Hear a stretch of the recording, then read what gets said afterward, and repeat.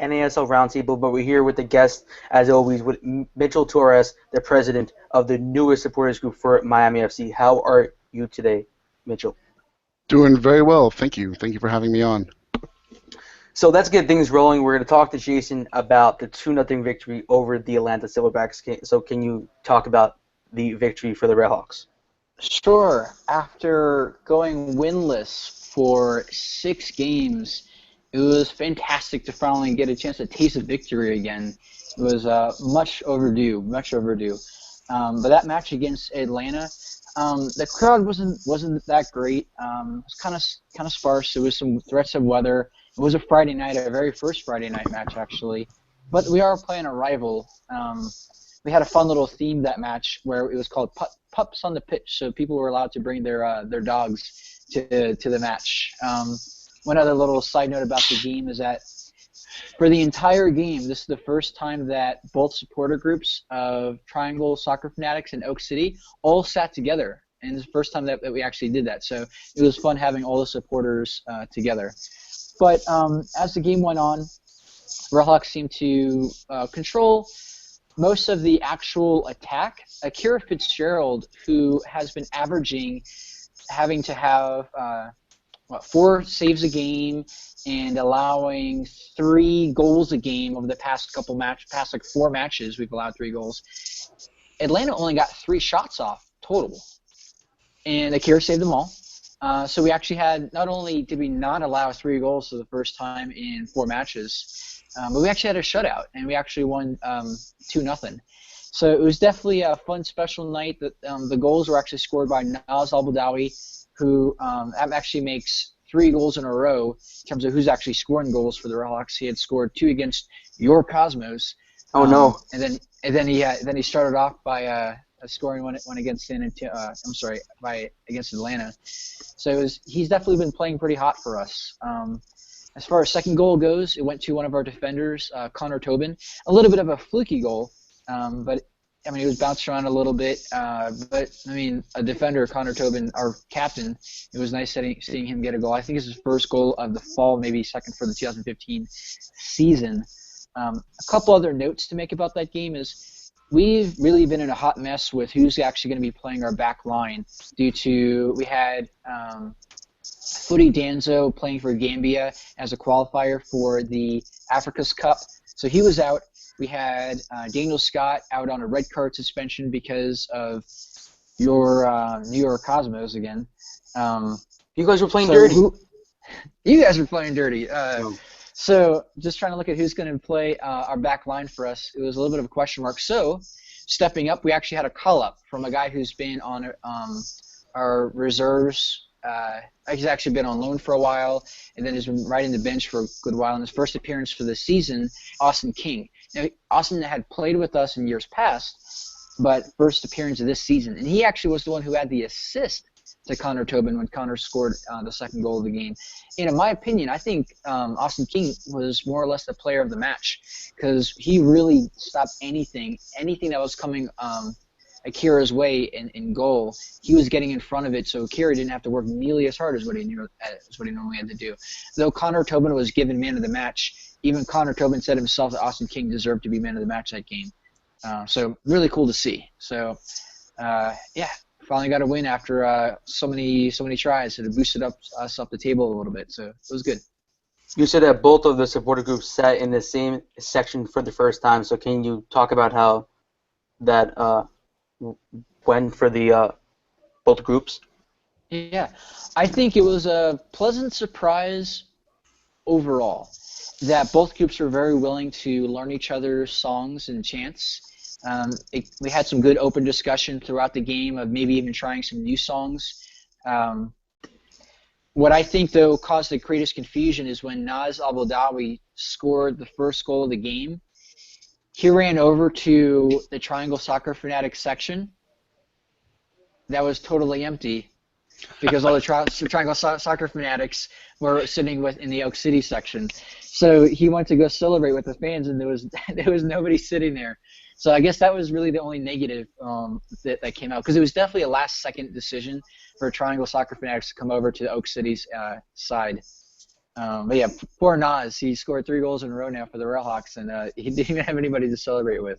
But they figured out for this. They figured it out eventually, and they were able to celebrate with us in the Oak City section.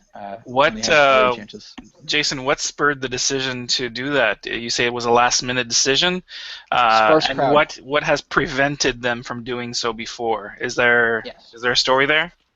Yeah, culturally, there's a lot of differences. If you look at the demographics of who's in what sections, Triangle Soccer Fanatics, they were around even before the Railhawks existed. So I think they've been around for 9 years, despite Relics being around for 7. So there's a lot of ingrained culture of, kind of old school Railhawks fans. That's where I originally sat, even myself, when I first started following Railhawks about 5 years ago. So they're more or less the old guard of Railhawks fans. Now, Oak City, this is their first season of following the Railhawks and existing at all. So it's more of your 20s and 30-somethings, where Triangle Soccer Fanatics are more of your 40s and up that have kids as well. I mean, they used to be the 20s and 30-somethings, but they got older, they had kids. So culturally, the dynamic is pretty different. Fortunately, both groups, I genuinely feel, have the number one priority as what's on the field. And that's why we were able to come together so well during this.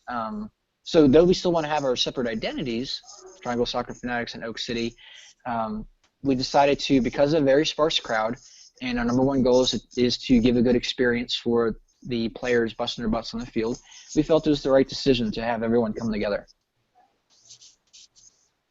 So Theo, moving on with the reviewing of all the matches, Ottawa took home the 3 points again against San Antonio. So can you talk about that matchup? Sure. It was pretty dull, to be honest. It was a road match in San Antone, 35 degrees Celsius. I guess that's something like 95 Fahrenheit for the third world. So we went down there, and actually one thing I'd like to do is I'd like to set the record straight for our American viewers, all 25 of our viewers. It's not cold in Ottawa.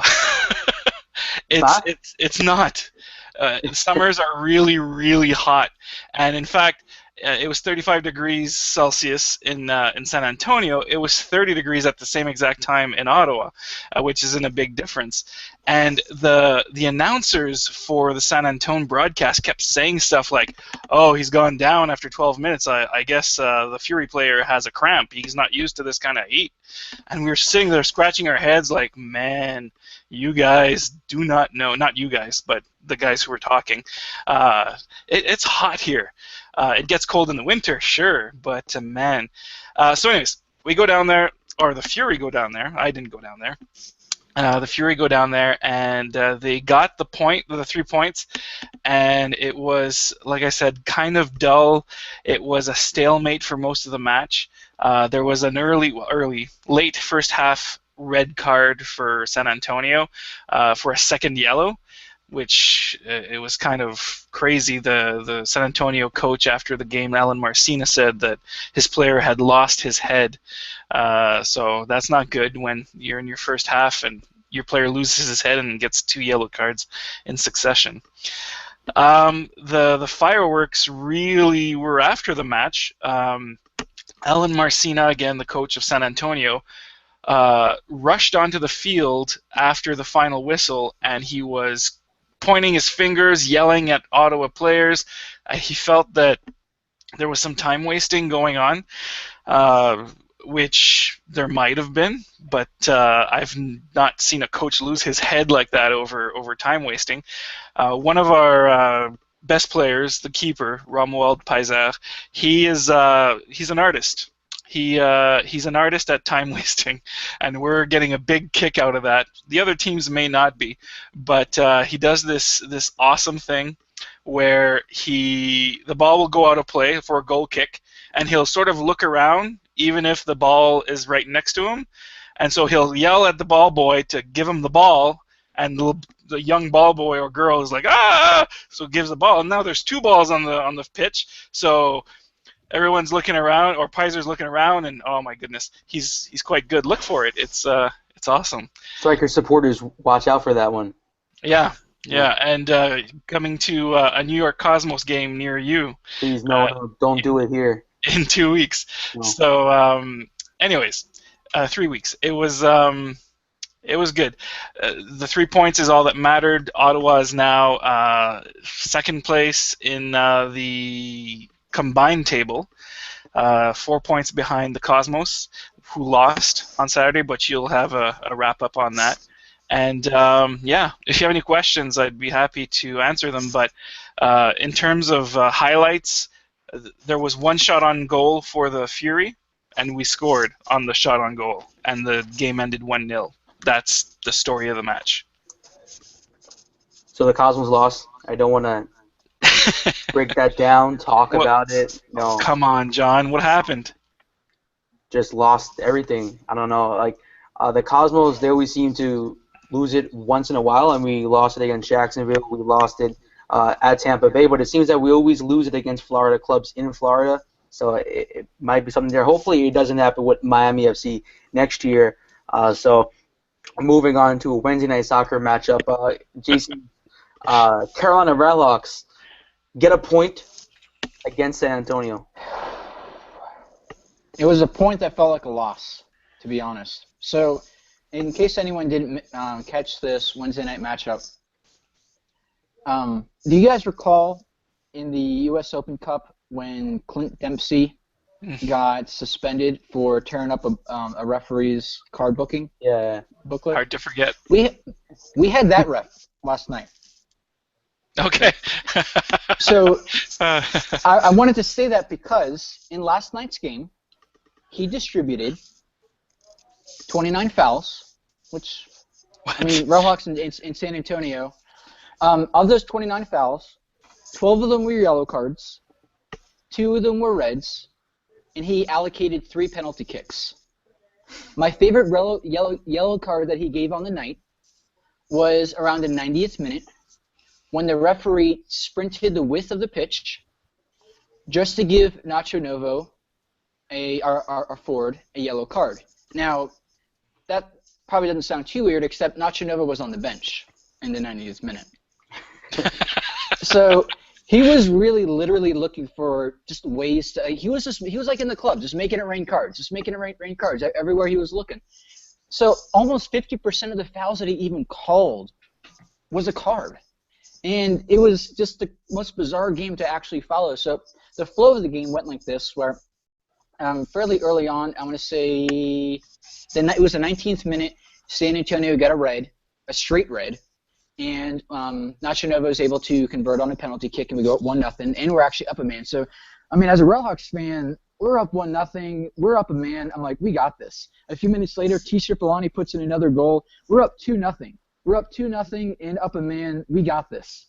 So San Antonio, right before halftime, they get in a little bit of a fluky goal, just this ball that bounces way up in the air, and when it comes down, it just so happens it's right in front of a San Antonio guy, and they're able to scoot it home. So going into halftime, it was 2-1 Redhawks. So in the second half, not too far into it, Connor Tobin gets a second yellow. And when Connor Tobin gets a second yellow, obviously he's out of the match. It just so happens it happened in the goal box. So San Antonio was given an opportunity to tie up the game. So, well, it's not too much of a surprise. They were able to get their penalty kick, and the game is now tied 2-2. A few minutes after that, San Antonio, because now it's at 10-minute piece, San Antonio, they're able to get probably the goal of the night. It was a hell of a cracker from, I want to say maybe about 20 yards out, maybe a little bit more. Just perfect placement, and San Antonio goes up 3-2. And in the 77th minute, San Antonio scored again. However, it was against themselves, so it tied at 3-3. And we were able to hold on to 3-3. But more surprising than both teams holding on to a 3-3 line was both players not going down more than 10 men. It was just one of those nights. So a very, I mean, in my opinion, kind of embarrassing refereeing match. Twitter was all over it for those that were actually watching. So that's how my night went last night. But Jason, you can't blame the guy. He just got a new book after Clinton Dempsey tore his up, so he had to use it. He did. Like any little girl wanting to get a new journal, you just get so eager to write in it, you just can't help yourself. So moving on to previewing Ottawa Fort Lauderdale Strikers, an afternoon matchup on a Saturday. Theo, what are your thoughts going into this clash against the Strikers? Well, the team is saying that ticket sales have been very good for this one as well. They're on a roll in terms of ticket sales. It looks like it's going to be the fourth game in a row with over 6,000 attendance. So that's something that's positive because it's growing slowly, but it is growing. There's no doubt about it. And I say this every week, I think, on the show, but more and more people come up to people who they know are soccer fans and ask about the Fury and what's going on there and should they go check it out. And of course the answer is yes. The game on Saturday is of utmost importance. It is against 5th place Fort Lauderdale, and Ottawa currently leads the fall season, which if they win would get them a playoff spot, but they're looking more big picture and hoping to set their sights on a top 4 finish. And they're in an excellent spot right now to do that. They are currently 8 points ahead of 5th place, which is the 4th place is the cutoff line, if you look at it that way. So win, and they're 11 points clear of that drop zone in terms of playoffs. If Fort Lauderdale win, well, it's 5 points, and we're going to Fort Lauderdale next week. It's sort of a home and away series in that sense. So it's a big game, and you could sense it today at practice. There was an energy amongst the team. Mark Dos Santos, the head coach, was almost giddy. He was very playful, and you could sense that they're very excited about this game coming up this weekend. The league's leading scorer comes into town, Stefano Pino. He has 12 goals. I believe 7 of them are against Indy 11, so I don't know if that has to have an asterisk next to it, but hey, he scored them. 12 goals. You can't take it away from him. So we'll see how that goes in terms of defending. He's coming up against the best defense in the league, a best keeper, and the best back 4, the least amount of goals against this year. So it'll be an interesting matchup, and if you have questions, go for it. Question. Ottawa, if I'm not mistaken, they have the best goals against margin in the league right now.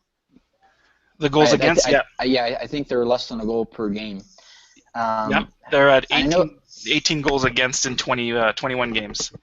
Yeah, I know with your loss of your defender, I guess due to retirement a few weeks back, have you seen that trend to go higher or about to stay about the same, or have you guys recovered since having that one defender retire? Actually, Philip Davies was a midfielder. Midfielder. Oh, I'm sorry. Yeah, so it didn't affect the team that much. Davies had a rough year in terms of staying healthy. He had a long-term injury suffered in the beginning of the season, and so he was in the midst of coming back and coming off the bench, but then he retired. So that didn't come about. It didn't really affect the team. I'm sad to say for him, it hasn't had an effect. That back 4 has been together since the early spring season. There has been no substitutions there. It's Mason Trafford, Rafael Alves, Colin Falvey, and Ryan Richter. That's the back 4, and they've been incredibly solid, like as you've seen. Okay. I'm not too familiar with where Ottawa stands on this, but are they a team that tends to either draw a lot of fouls or conduct a lot of fouls themselves? I haven't looked at numbers in terms of comparing it to the league, but no, there's not that much fouling going on in Ottawa games. And in terms of cards, maybe an average of 1 per game. It's nothing to speak of really. Okay. Yeah, I asked because I'm pretty sure that Fort Lauderdale has consistently been the most disciplined team with the least amount of fouls per game and such. I was just curious that if part of your Ottawa game plan is to I guess be a little bit physical and draw some fouls. Fort Lauderdale, they've been one of the most disciplined teams to not fall into that. No, contrary to the way that it seems, Ottawa doesn't play, although very solid defensively, they don't play a defensive game. They have a very attractive style of play. That's the Dos Santos philosophy to make it look good. A lot of passing and quick play and transition play, but in terms of defending, no, it's just because the back four works so well together, and they have the help from Richie Ryan at defensive midfield to help out when they need. So, yeah. I think your boys definitely have a pretty good shot this weekend, considering that Fort Lauderdale put up the almost, if they're not last, they're maybe second to last shot attempts. So for as stout as a defense as Ottawa has, and the limited number of attempts that Fort Lauderdale even tries, I think that bodes well for you guys. Yeah, that's good. Hey, Jason, question. I have looked for that kind of statistic. Where do you find that? My spreadsheets that I create. Ah, okay. You have to share them. Post them to the site. Yeah. So, I'm more interested in finding the stats, obviously, about Railhawks, but I keep an eye on the whole league overall. Yeah, good, cool. So the next match, the Cosmos do face the Armada once again. But the last time that they faced the Armada, they tied. They were up, but the Armada came back, and that game the Cosmos won the spring trophy, and they hoisted up the trophy right in front of the Armada. That was just a great scene. So hopefully they don't repeat the draw again, but hopefully they get the 3 points. The Cosmos have to rebound because in Cosmos country, everyone's getting upset that they lost the match, and it's a big crisis if they lose another match. So moving on to Jason, the Carolina Railhawks do face Minnesota United. What are your thoughts going into this matchup? I want to be optimistic, even though we won against Atlanta. We drew against San Antonio. After going 6 games in a row without a win, we can now say we've gone 2 games in a row without a loss. So I'm hoping that the team mentality and momentum helps carry them into Minnesota. But one of my biggest concerns is that Railhawks still stands as the team that has allowed the most goals per game so far this fall season. And Minnesota has scored the most goals per game this fall season. It's a bad combination. Considering that Minnesota is also the most efficient team, Minnesota, I believe, stands at number 1 in the whole league with goals per shot. So they're almost scoring at a clip of 39%. 39% of their shots are actually scoring a goal. Against a team like the Railhawks that have been forced to play so defensively, that's a big concern. Minnesota, I believe, they have not lost in about 4 or 5 games or so. Five games, I think. During the entire 5-game span, they have had at least 50%, if not the majority, of possession. I do not remember the last time that Railhawks had 50% or more possession. So I think the game, if it follows according to how it's been going for all the teams so far, Minnesota likely will control the possession. They'll likely put up some pretty efficient shots and really have the Railhawks on their heels. Now, we are going to be without Connor Tobin, our captain, because of the red card against San Antonio. So potentially look for Daniel Scott to come back in. Or one thing I forgot to mention about the San Antonio game, our newest signee, Gabriel Da Silva, he actually came in the 87th minute as his very first game appearance. And probably not too much of a surprise. It only took him 3 minutes to get a yellow card in that game. But that's just how that game went. So potentially he'll actually get more playing time. But statistically it doesn't look good for the Railhawks. But with that said, the past 2 times Railhawks have faced Minnesota, we've outscored them 4-2. And we have 1 win and 1 draw against them. So that's the one feather in our cap that I'm hoping that we can at least walk out with a draw. But we desperately need a win if we want to actually make any sort of playoff push. I also forgot to say one thing about the Ottawa match. The supporters groups, the Bytown Boys and the Stony Monday Riot, are getting together this weekend for the game to donate the price of their ticket plus what they would spend at the stadium to the refugee cause, to help with the Syrian refugee crisis. And so that's an excellent example of why supporters group exist, to be part of the community and to help other communities in need. So I was really happy to see the two groups come together on this, and that should fundraise a nice chunk of change for that charity. Are you a part of any other groups?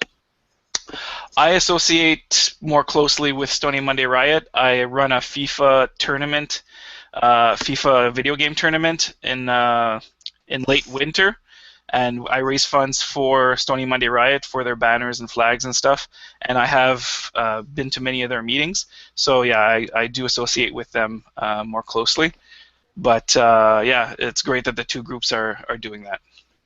So let's open up the floor for Mitchell. I'm going to take the first question here. Can you talk about what came about to start this this new supporters group?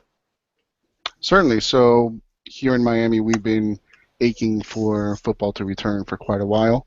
There's been some speculation and talk about the MLS coming, led by Beckham, and that got everybody's rile up, and the excitement really turned up. And now Miami FC came around, and everyone just got that much more excited. And so we decided we wanted to be part of that. We reached out to them, and the talks went really, really well. And from there on, we decided that we wanted to grow this into as big of an organization as we could. Start off, with a nice grassroots level, and proceed from there, and just grow as much as we could.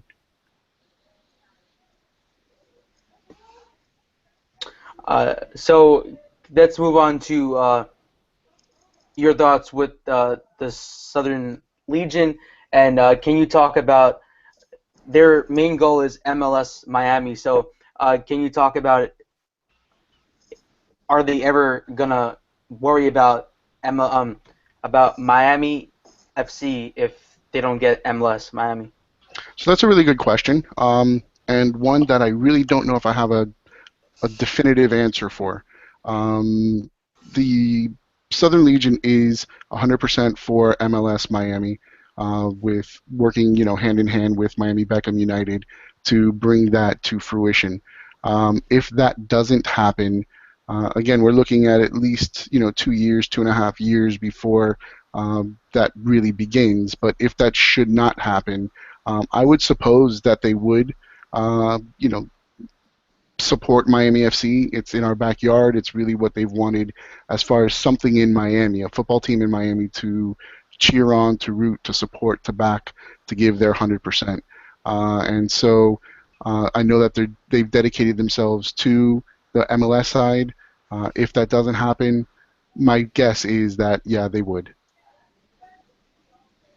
The biggest part is the stadium, your home stadium of where you're going to play at. And I heard reports that the front office said that in the future they don't want to build a stadium. So did you hear that, and what are your thoughts on that?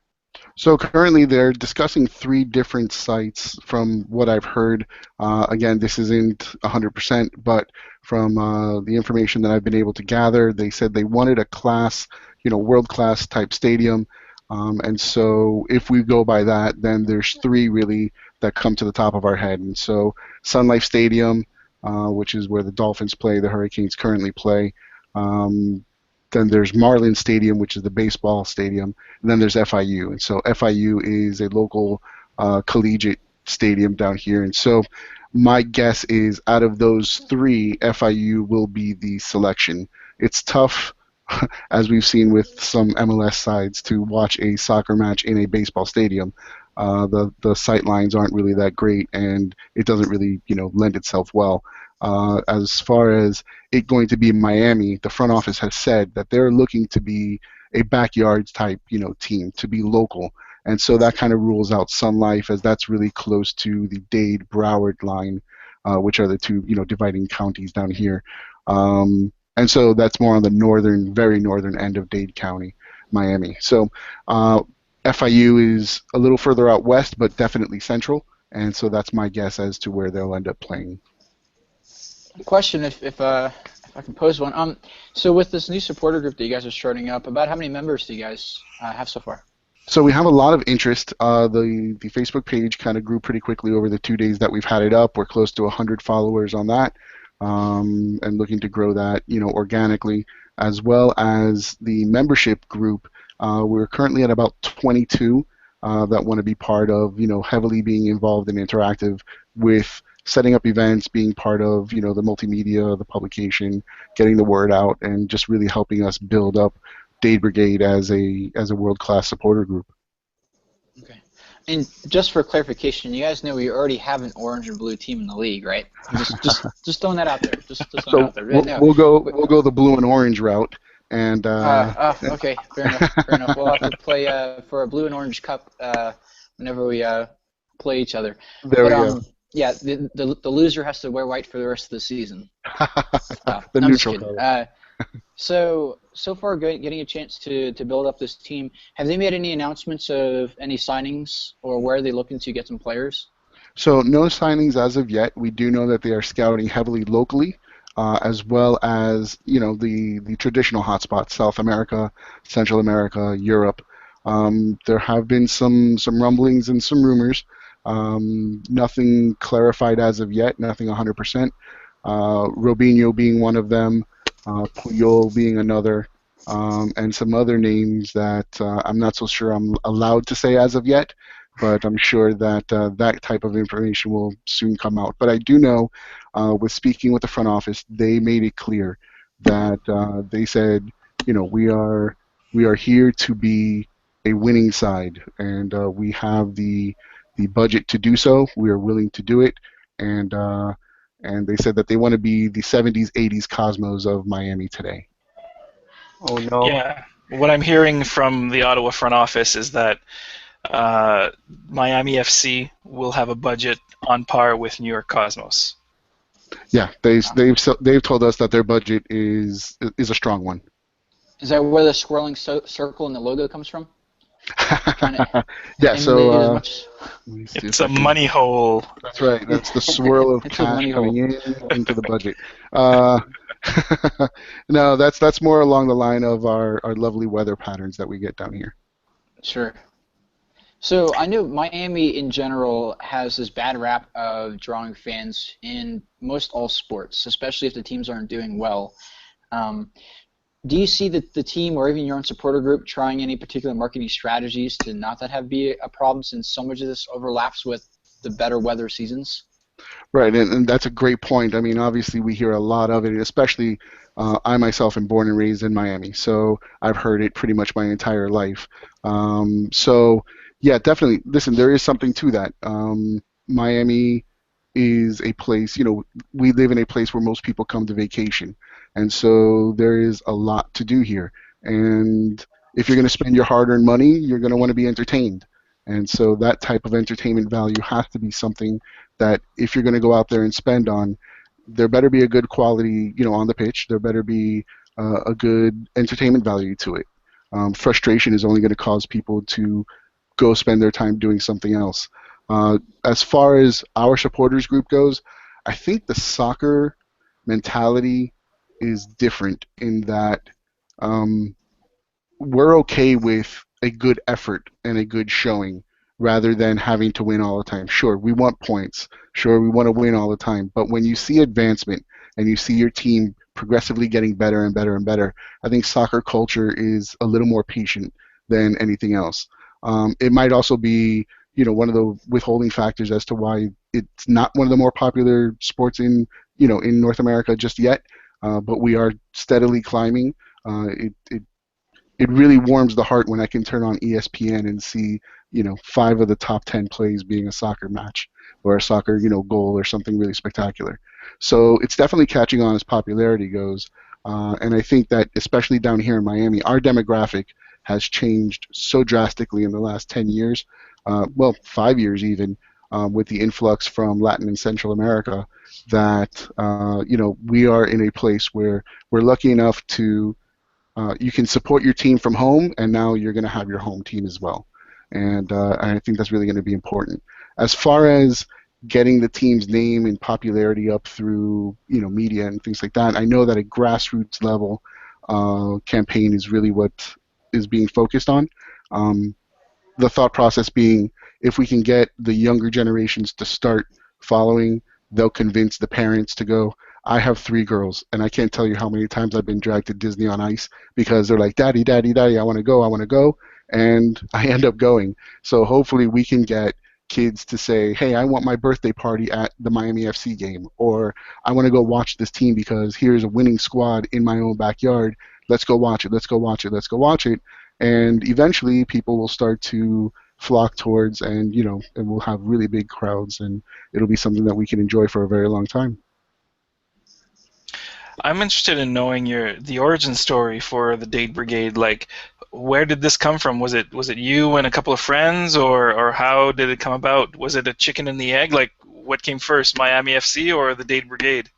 So Miami FC came first, and shortly after the announcement of, I was one of the original founding members. Oh, one of the founding members of Southern Legion, and me and a couple other people sat down one night and we were talking about, hey, if we're going to have this team here, this is what we've been waiting for, football in Miami.